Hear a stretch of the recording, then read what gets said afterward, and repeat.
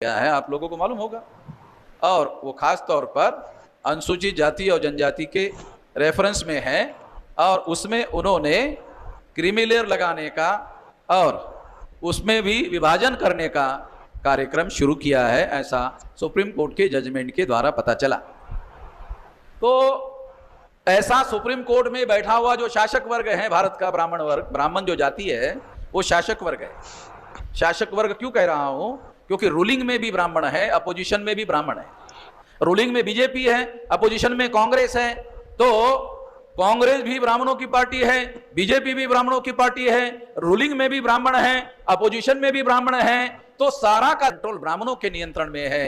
कार्यपालिका में ब्राह्मण है, न्यायपालिका में ब्राह्मण है, मीडिया में ब्राह्मण है, लोकतंत्र के चारों पिलर पर ब्राह्मणों का कब्जा है। और वो कब्जा जिस पार्टी का है वो जाते ही कांग्रेस आती है, फिर वो भी ब्राह्मणों का ही है। इस वजह से मैं ब्राह्मणों को शासक वर्ग कह रहा हूं। शासक बनना और शासक वर्ग बनना दो अलग अलग बातें। तो ये शासक वर्ग है। क्यों? क्योंकि अगर कांग्रेस जाती है तो बीजेपी आती है, बीजेपी जाती है तो कांग्रेस आती है। शासक वर्ग ब्राह्मण बदलता नहीं है, पार्टी में बदलाव होता है, मगर शासक वर्ग जो है उसमें बदलाव नहीं हो सकता। ऐसी सिचुएशन में आज ब्राह्मण जाति के लोग हैं, उनकी संख्या केवल 3.5%। बहुसंख्याक हम लोग हैं, मगर हमारे लोग ही उनको सपोर्ट देते हैं। हमारे लोग सपोर्ट देते हैं बीजेपी को, हमारे लोग सपोर्ट देते हैं कांग्रेस को। नहीं देते तो दिल्ली में पहुंच ही नहीं सकते। एससी एसटी ओबीसी की संख्या 74.5% है और टोटल 85-90% हमारे लोग हैं। तो हमारे सपोर्ट के बगैर उनकी सत्ता दिल्ली में आ ही नहीं सकती। तो इसलिए हमारे ही लोग उनको ऐसा सपोर्ट, साथ सहयोग दे रहे हैं, इस वजह से दिल्ली में आ रहे हैं और इस वजह से हम लोग इस देश में शासित वर्ग में शामिल हो गए। हमें इसमें बदलाव करने के लिए काम करना है और बदलाव करने के लिए हमें एससी एसटी ओबीसी माइनॉरिटी की 6 महीने में एक समस्या लेकर आंदोलन करना होगा। 6 महीने में 5 महीने 29 दिन आंदोलन की तैयारी करने का से समझने की कोशिश करो। छीन आंदोलन होगा सड़कों पर, रस्तों पर, और 5 महीने 29 दिन उस आंदोलन की तैयारी होगी। इस तैयारी में क्या करना है? 5 महीने 29 दिन जो हमारे कार्यकर्ता है, शहरों में है, डिस्ट्रिक्ट यूनिट में है, स्टेट यूनिट में है, कमिश्नरी यूनिट में है, डिस्ट्रिक्ट यूनिट में है, तहसील यूनिट में है, ब्लॉक यूनिट में है, ग्राम पंचायत में है, गांव में है। तो को चाहिए जहां हमारे गांव में संगठन नहीं है वहां गांव में जाए। सैटरडे संडे की छुट्टी है तो वो गांव में, बहुत सारे लोग जो गांव से शहरों में आए वो अपने गांव में जाए। अगर जो गांव से नहीं आए वो अपने रिश्तेदार के घर में जाए। रिश्तेदार के घर में जाने से क्या होगा? रहने की समस्या का समाधान हो जाएगा, टप्पू लगाने की समस्या का समाधान हो जाएगा। उसके घर में ही 10-20 लोगों की मीटिंग के लिए हॉल बुक करने की जरूरत नहीं, उसी के घर में मीटिंग लगाने के लिए जगह मिल जाएगी। जगह कम पड़ गई तो आंगन में मीटिंग कर लेना। यानी बुकिंग के लिए एक नया पैसा लगाने की जरूरत नहीं है और इस तरह से आप वहां मीटिंग कर सकते हैं। और इस तरह से क्या होगा? इस तरह से गांव में संगठन हो जाएगा। गांव में संगठन के लिए एक आदमी की जरूरत है।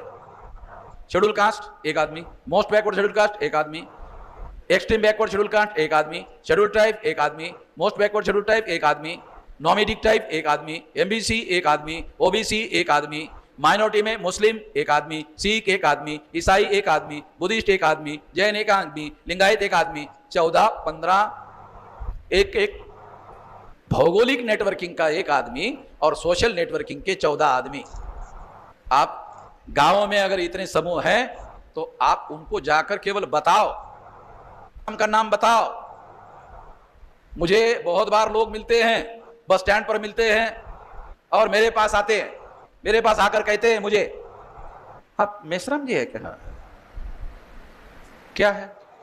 नहीं, आपका वीडियो देखते रहते हैं मगर आपके लोग हमारे गांव में आए नहीं है। काल्पनिक बातें नहीं बोल रहा हूं, ये रियल बात बता रहा। तो गांव में जाने की जरूरत है, वो रेडी है। उधर मसाला मैंने पहले दिया हुआ है, तड़का लगाकर खिलाया हुआ है, इसलिए लोग रेडी है।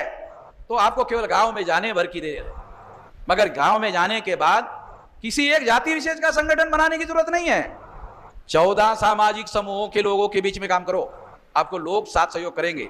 अगर मेरा नाम आपको कहोगे तो कोई ये नहीं बोलेगा ये एक जाति का काम कर रहा है, नहीं, मेरे नाम पर आपको 14 जाति के लोग जो है इस काम को करने के लिए रजामंद हो जाएंगे, उनको कोई दिक्कत नहीं होगी।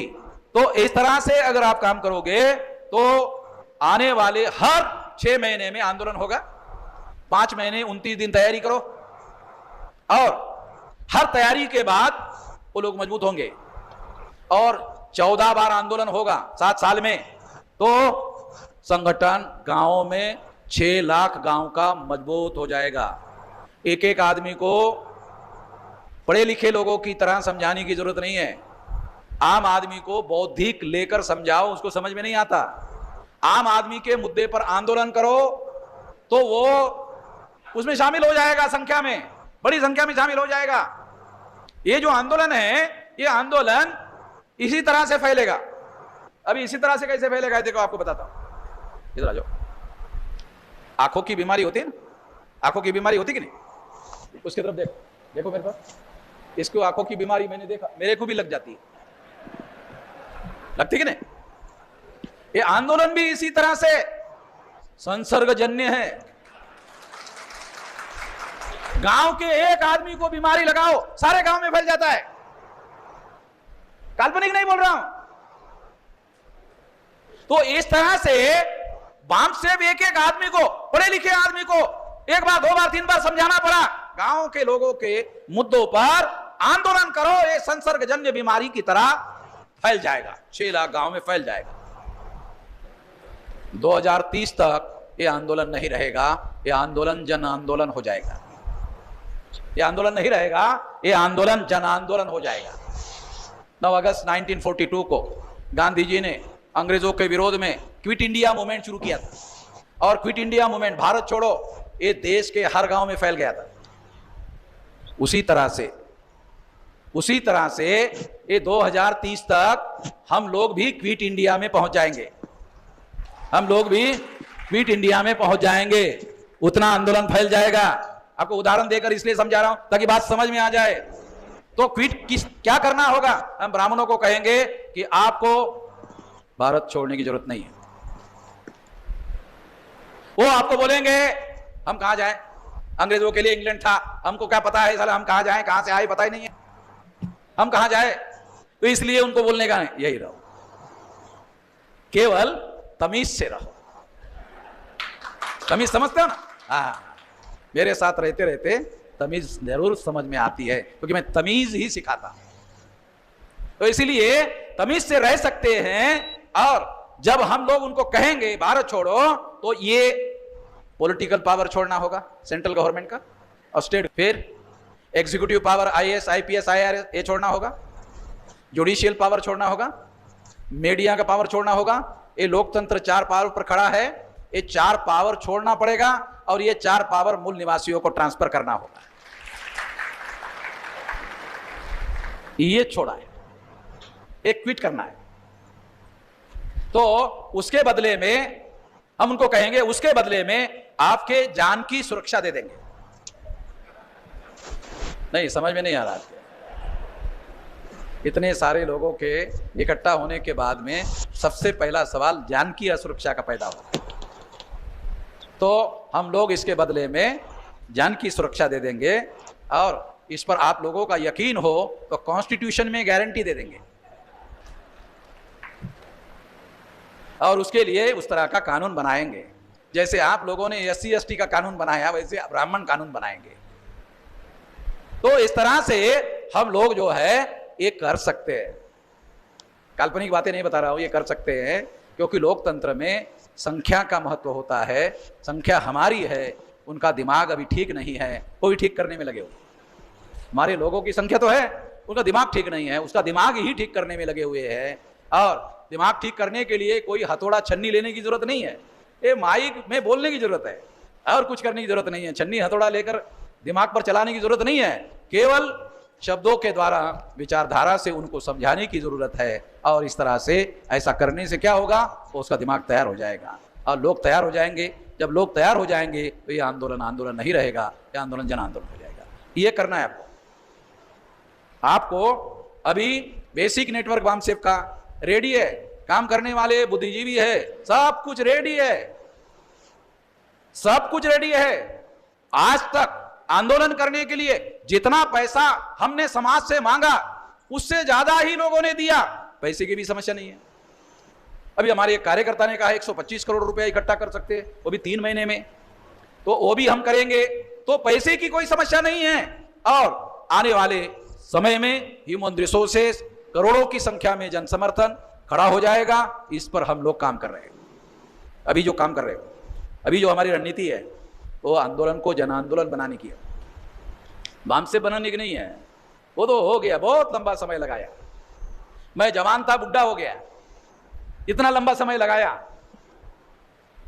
और बुढ़ा होने के बाद भी 1.5 घंटे ऐसे खड़ा हूं, नहीं तो 60 साल के बाद आदमी ऐसा हो जाता। तो अभी हम लोग इस लड़ाई को लड़ने के लिए पूरी ताकत से तैयार है। तो इसीलिए अब निश्चित रूप से ज़्यादा समय नहीं है, केवल 7 साल में हम लोग इस देश में जो वो करने के लायक हो जाएंगे। केवल जितना आपको बताया गया उतना करो।